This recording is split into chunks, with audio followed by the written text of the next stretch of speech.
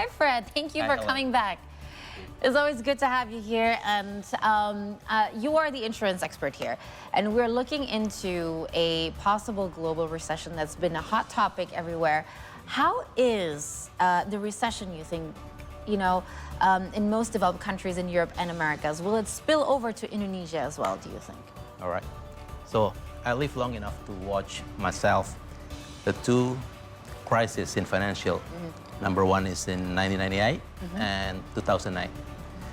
The big difference is, when the first crisis hit the eastern region of Asia, including our country, we don't have, we cannot look back to our own resources. Yes. We have to look up to the, some help from IMF or G7 countries, which enable us to stand on our own. So all the policies must follow them. So, all capital market collapse and et cetera, et cetera. Yeah.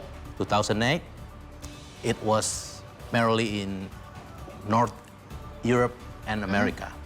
But the thing is, no matter where the financial crisis struck, it always hits the insurance industry in our country. Why? Because insurance is basically a global business. Yes. And, we have a lot of mechanisms, such as free insurance as the core unit.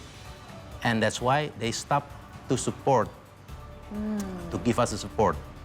So in 2008, a lot of policy has been canceled, must be canceled because of the reinsurance cannot accommodate more, even though the claims happen in, far region than ours. But we have to admit that. So I think, more or less we will be hit by the global recessions. So this is specifically to the insurance industry. So you just mentioned in 2008, 2009, the precedence is that I think in 2008, 2009, these are all global network insurances. So since 2008, 2009, we have seen some amounts of, very popular and consistent, you can say, national insurances as well, insurance companies build up. Do you think this is going to help shield us, at least the insurance industry here in Indonesia, when the global recession hits? Okay, so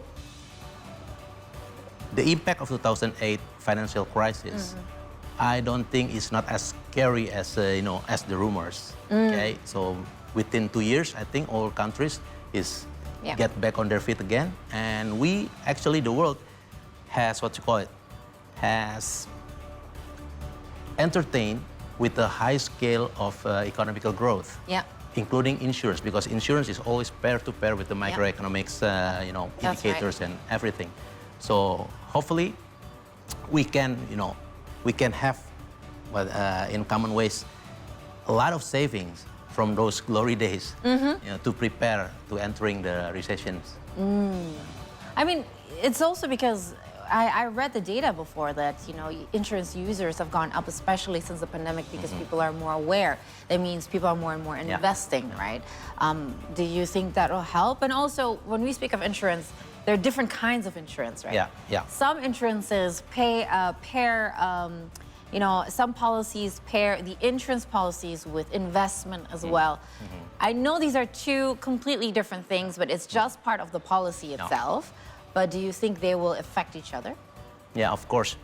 I mean, insurance industry is a big investors. They are big players. A lot of investment has been made by the insurance companies. And especially for life insurance, they have a privilege to be entertained by a long maturity period. And, when the crisis came, I mean, it's not the crisis. I'm looking forward not for the recessions kind of impact. But I'm aware of the inflation impact. Okay, so when price goes up and share stocks goes down and everything, and in some part there's always a collapse in some parts. We're thinking about the buying power of people also, and the liquidity of people. They want to hoard their money. That's a direct consequences, of course. There will be a less demand, that's for sure. And second thing is, how insurance company will treat their claims is also part of the issues. Now Yeah.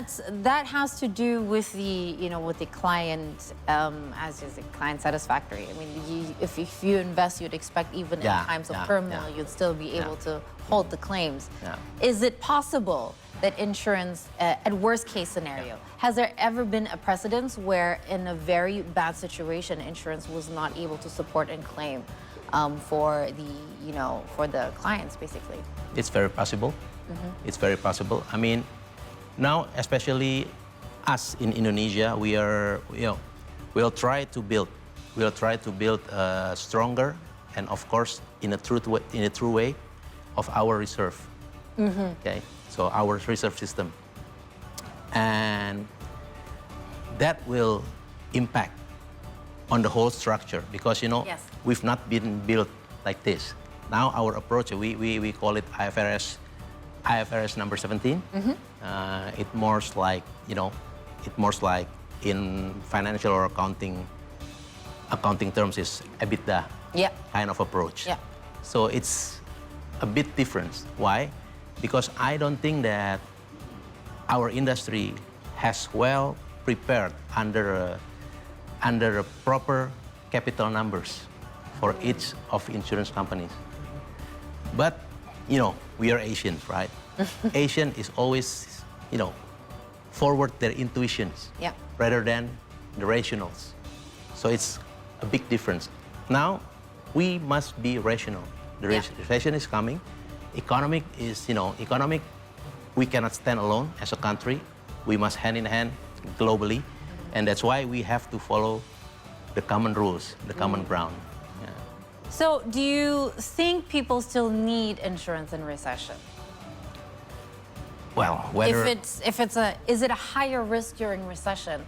I mean, if you already have a policy, you have no choice but to continue. So, well, in terms of risk, there is no there is no difference between recession time or non-recession time. Yeah. So in both days, we need insurance. Insurance is very evergreen, so we need them all the time. But please be sure that during this, recession is coming, please be sure to really observe, to really study about the risk you need, like what I said. yeah.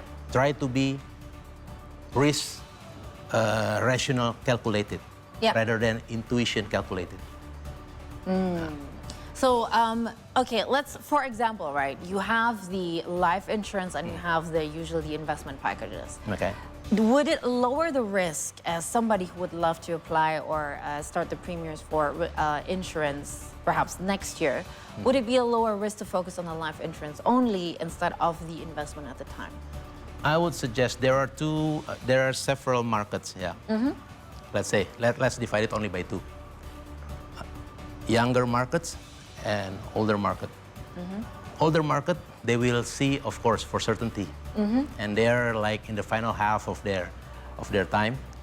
So I think they will go for an insurance, no matter what. Yeah. But for younger market, they have a lot of necessities. Yes. So I'm not saying I'm not discouraging them to buy an insurance, but please check again on your checklist. What is your actual risk, actually? And do you really need, to do the investment today? Because it will affect your premiums Yes. and everything, Yes. For instance, we have a lot of, what we call it, not the rumors, this is the true issues about the PHK stuff. Yeah. Eh? So it will hard for the younger generation to continue their policy Yeah. Under that circumstances. And they will lose the money instantly. They lose their protection, they lose their money, which is the scenarios that we don't want to see. So please be precise on determining your risk and just choose to buy whether you want to invest or you want to buy the insurance. So you have to pick one, yeah? Because, well, liquidity Yeah. would be a very big deal, and necessities you have to prioritize. I like that. Thank you so much, Fred, for enlightening us and, of course, talking to reminding us that, you know, in times like this, it's very important to know our risks and calculate them rationally, look at the data really, and what do we need at the moment, because we have to be ready, right? Yes. And thank you so much, Fred, for joining us, for enlightening us some more, because insurance is important when it comes to life. So there you go.